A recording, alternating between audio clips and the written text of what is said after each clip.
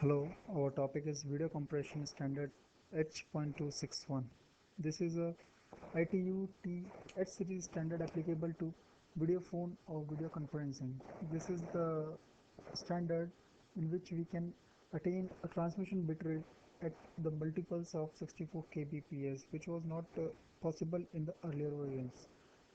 In this, the main idea behind this algorithm or the standard is that the video is a sequence of images. So the in so in the one after, if there are two frames in a video, one after the another, suppose frame 1 and frame 2, then there is a very less chance that the difference in the information between the frame 1 and frame 2 will be very large or substantial. So in most of the cases the difference is quite low, so the amount of information in the difference between two frames is a lot less than in the second frame itself. So the main idea is to send only the difference between the frames, not the frame itself. So in the H.261, a video frame composed of frame, as I already said. So each frame, CIF frame or the common intermediate frame format frame, it consists of 12 group of blocks GOB, and each group of block is a 11 by 3 macro block. These 11 into 3 macro blocks are there in one group of blocks, and each macro block is a 16 by 16 pixel, and this macro block is the basic unit of compression in this algorithm.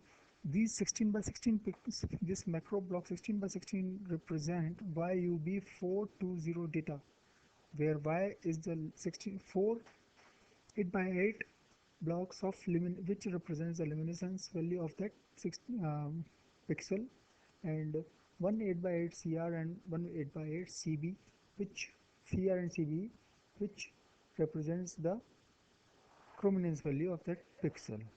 So in total 4 blocks of luminescence and 2 blocks of chrominance, 6 blocks of 8 by 8 pixels are there.